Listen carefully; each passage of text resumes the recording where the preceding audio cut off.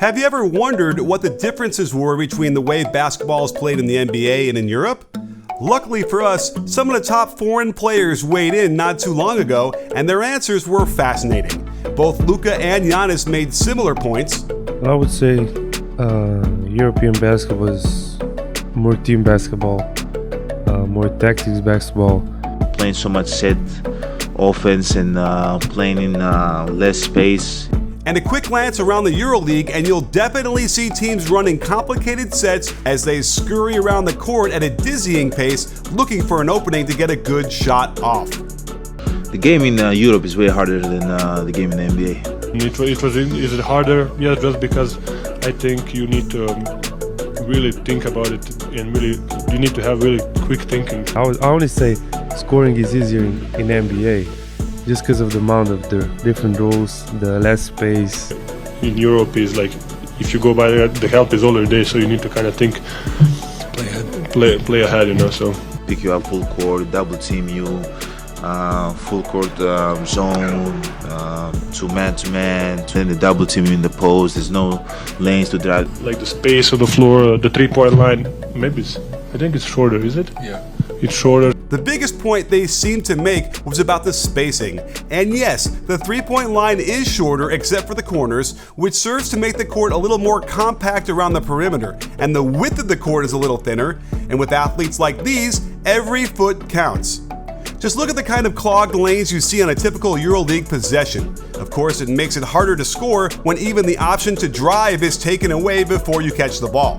There are also some rule differences that make a huge impact, like no defensive 3-second violation like we have here in the NBA. Yeah, I'm just saying because of the rules. Yeah. Because the guy can stay, if you have a guy like, let's say, Rudy Gobert, he can stay in the paint on defense 3 seconds, however he wants. Like, just because of that rule, you can have 10 more points easily. I decided to look closely at some of the top scorers in the Euroleague to see how much harder it really is to score. And if you check the points per game leaders and compare that to the NBA, you'll see a stark difference. But let's not forget, a huge reason for this is that Euroleague games are 8 minutes shorter. That's an eternity in basketball and definitely reduces their output. Even if you normalize by using per 36, the averages still aren't anywhere close to their NBA counterparts.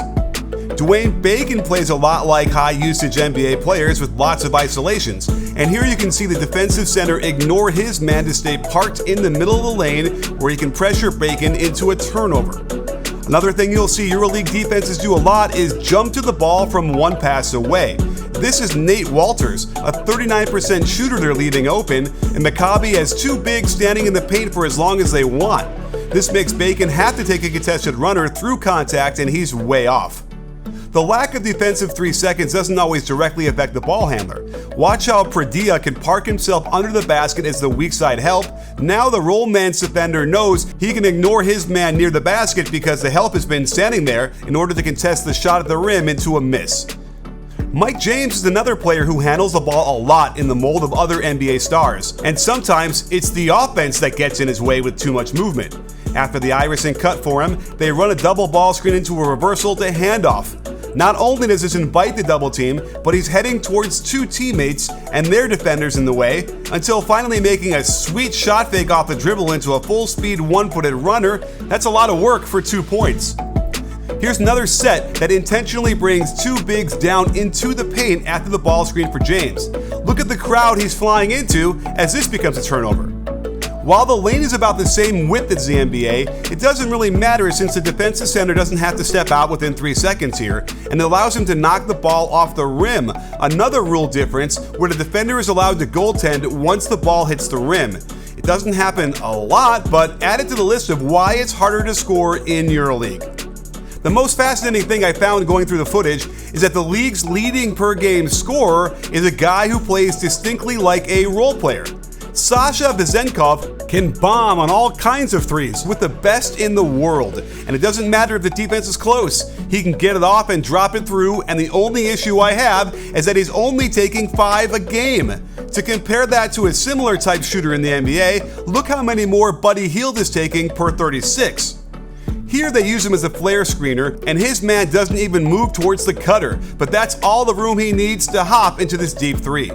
Olympiacos runs their offense with much better spacing overall. You can see the lane is empty with their 5-out alignment, and it lets Vezenkov lift from the corner for another hop into a 3-ball.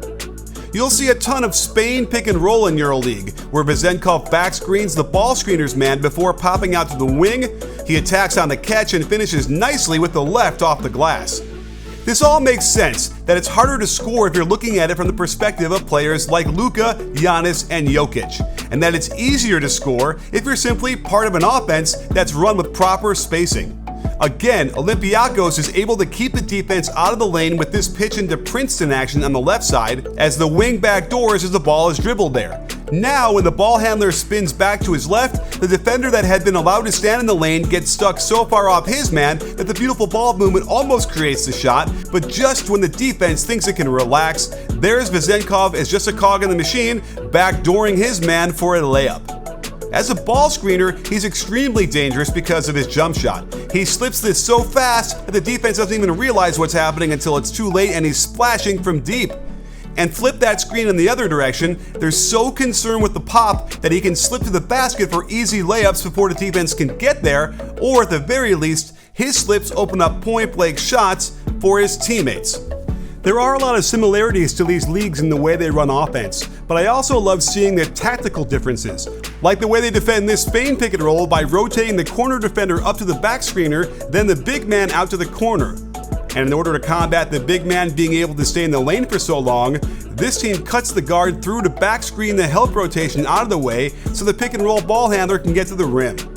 What's interesting is that for players who like to handle the ball and be the sun in a heliocentric offense, I totally get why they think it's much harder to score in Europe. But from my perspective, the team defensive concepts can also make it easier for players to get open shots quite consistently. And it's a coach's dream to see a guy who plays within himself and sticks to the scripted offense find the kind of success that puts him firmly atop the leading scorers list.